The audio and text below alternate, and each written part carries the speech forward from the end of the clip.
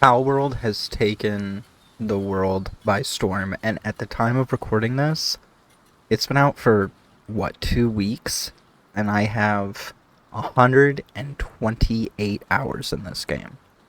And I've gone through Reddit, I've gone through YouTube videos, comment sections, everything, in order to find kind of the most nuanced, helpful tips that I think will help anyone get through probably their first session of Palworld. Some of these are going to seem extremely obvious. Some of them are going to be not so obvious. It just kind of depends on where you at the game or what you have or haven't discovered. So, with that said, let's go ahead and take a look. The first one, as crazy as it sounds, and I was yesterday years old when I learned this, did you know that you could sort your PAL box? So here we are with a messy PAL box. You can see I'm breeding Ozarks right now. But let's say I want to find all of my normal PALs. So I'm going to do it by element. You can go up here, and you can click this, and then sort by even alphas, which will show you your luckies, your bosses, all up front. And then by element, obviously, so the normals, the fires, with the waters, ice, all those guys right there, right with each other. If you have plantations, and then you have ranches and stuff like that, and your dudes keep eating and putting your wheat and everything in here, easiest way to deal with that is get yourself 5 honey. So 1, 2, 3, 4, 5. Perfect. Just like that. Once you get your 5 honey, make sure you have berries in your inventory.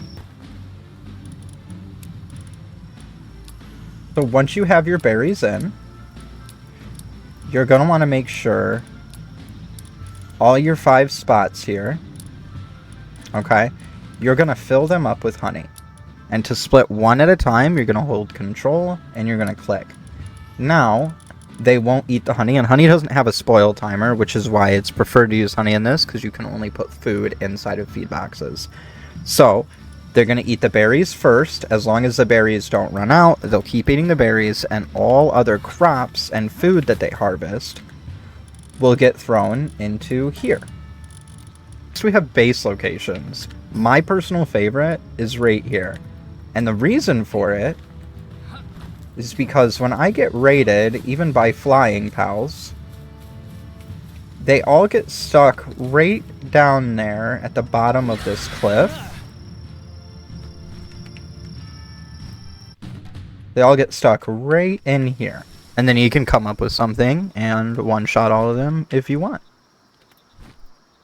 Because I don't know about you, but I think raids are one of the stupidest gimmicks in this game. I understand why they exist, but they're more annoying than anything else, especially because it can feel like you go hours without raids, and then you'll go over to maybe a base that you have set up specifically for metal, and then all of a sudden, like, you have all level 1 Anubises over there, right? All of a sudden a raid hits as soon as you get over there. Like, what the hell? You know?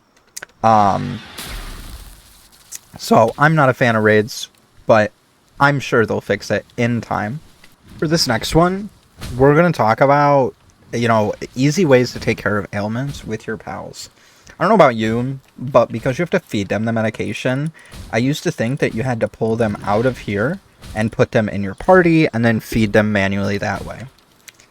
Again, this is another one that I feel like a lot of people are going to know, and they're going to be like, oh my god, that's incredibly obvious. But there's going to be one person out there that's going to be like, oh, thank you, Delbert, that's huge.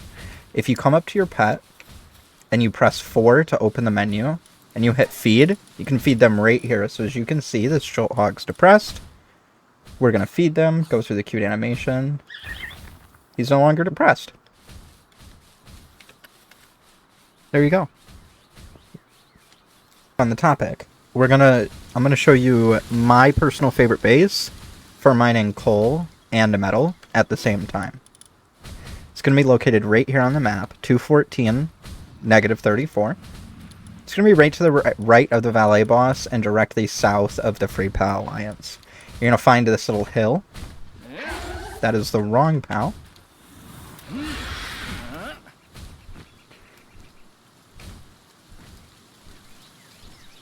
You're going to find this little hill. And it's going to have, I think, 4 coal nodes and 5 metal nodes.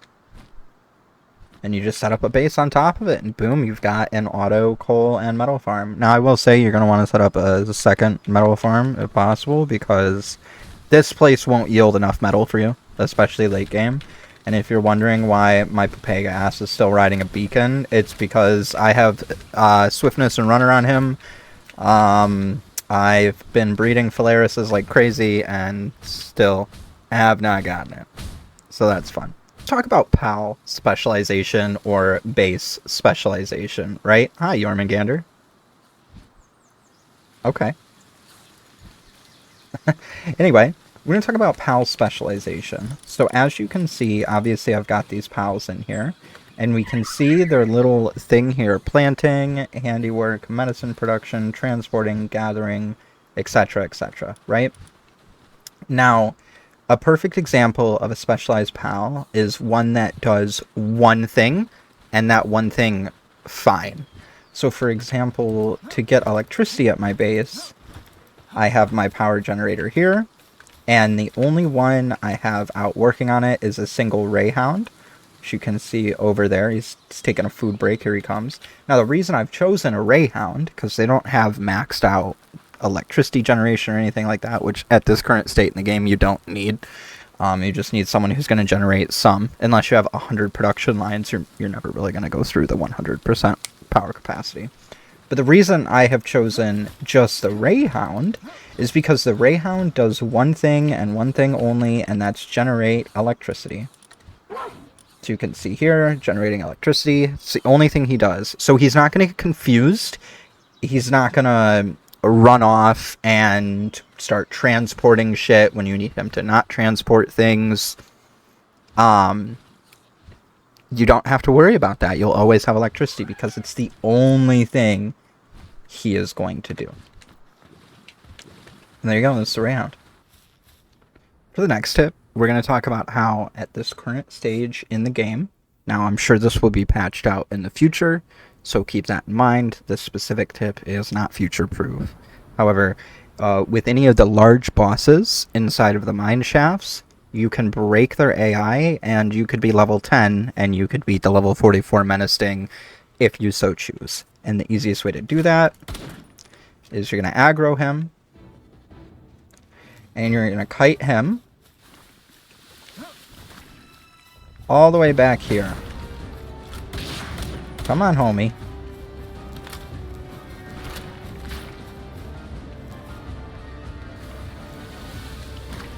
Come on.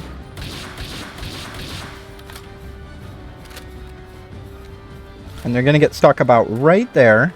Sometimes they'll go a little bit further, but just like that. And there we go.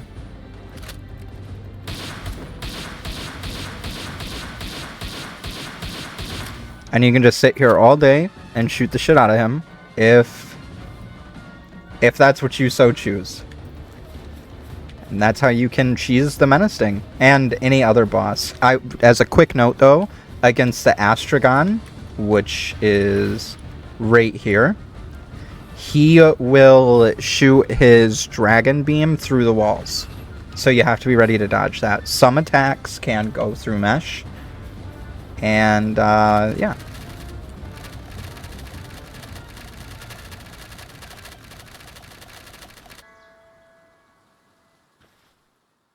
Now, this next one, which I personally feel like is probably going to be the most important, but also very obvious tip that's on this list. Video? Short? Whatever the fuck it is that I'm doing right now. And that's going... Do I not have any... Okay, I must have quick sorted my food away. Be careful not to quick sort your food away. It's a pretty common issue.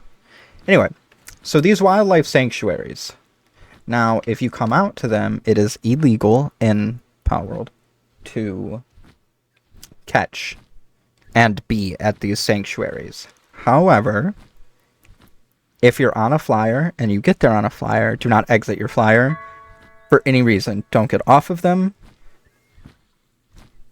Just stay on them, and you'll notice that while you're on your flyer, you have not considered to do anything illegal in Palworld yet, right? So you're just gonna fly around on the flyer to look for the specific pal that you want to catch. You're gonna attack him on your flyer. Like, let's say I want to Blasmut. I'm just gonna go ahead and attack him, play safe on the flyer, etc., etc. And there we go. Now, what happens when you get off of your... Now, this doesn't mean you will have to manually feed them. Otherwise, they'll starve. But if you get off of your flyer, criminal activity underway, as you can see at the top of the screen, that does not go away. Now that I am here, now if I go over by Pit of Guards, Pidfa, Pidf, Pid Fancy, Pidfa, if I go over to Pit of Guards, they'll see me and they'll aggro onto me. Well, now they've all... There we go.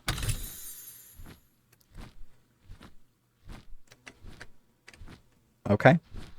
Palworld. Inconsistency. Anyway, typically they would aggro onto you, you'd get caught. Which, that actually leads us into the next one I want to talk about, is pals reset whenever they're de-rendered. So, what I typically do when I come to these sanctuaries is I fly in a circle along the interior edges, and then the exterior edge when you're on the lower end of the sanctuary, keeping an eye out for the pal. And every time you do a loop around, the pals are going to reset, and you're going to get new ones. Hello, I'm stuck. And you get new ones that pop up. So once I go around again, that Fanglobe will no longer be here, and that Incineram will no longer be here. So if you're out here farming, or really you're anywhere farming, make sure not to leave render. I had this happen to me the other day. I was playing with my buddy on multiplayer, and we were in the winter biome. Well, he was back at base doing whatever the fuck he was doing. I came across a level 50 shiny Siblix, or lucky Siblix, and I didn't have the spears on me, but I didn't want to lose it. So I was, keeping an eye on it, waiting for him to show up, and a Mammoth Forest ended up coming over and killing me because I accidentally somehow aggroed 3 of them just by standing still, and they killed me. Now, when I died, like fully, and I was on the ground, and I was given the opportunity to respawn, I didn't, because I didn't want the Siblix. As soon as I would have hit respawn, I would have left render, and the Siblix would have despawned. So, in a situation like that, you're going to leave yourself down on the ground while you wait for your friend to come over and at least get in render of that monster, and then you can respawn, fast travel back, all those things. So just keep in mind that render has everything to do with monster spawns. Next up, we're actually going to talk about dungeons, and this is going to be the last one. I do encourage you guys to leave comments sharing some of your other tips, or if I got something wrong and maybe something worked for me and it's not something that you can replicate, let me know. But the next one we're going to talk about is dungeons and how to easily locate them. And yeah, so dungeons are pretty important late game when you run out of things to do once you've beaten all of the towers. Now on this specific save, I haven't. This is my single player world. My multiplayer world, we've beaten everything. But yeah, so to look for dungeons, they're all going to have a very distinct appearance that you can see even right now, which I'm on medium render. As you can see, pretty distinct appearance that you can see from pretty much across the map. Now keep it in your view, and as we get farther away, you're going to notice the little blue icicles are the easiest parts of that to spot. See?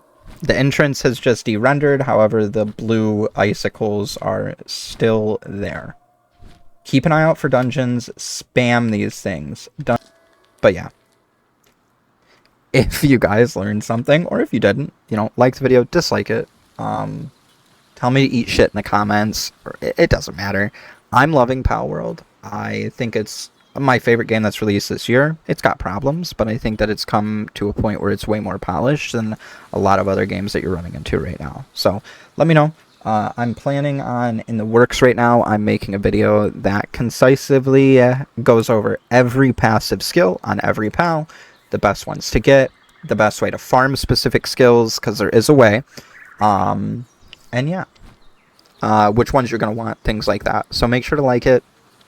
Let's get to the 1,000 subs. That would be pretty dope if I could start, making a penny or two doing these, because I fucking hate editing so much. So if the editing sucks, I'm sorry. I fucking hate it. Editing is the worst thing ever. Anyway, much love.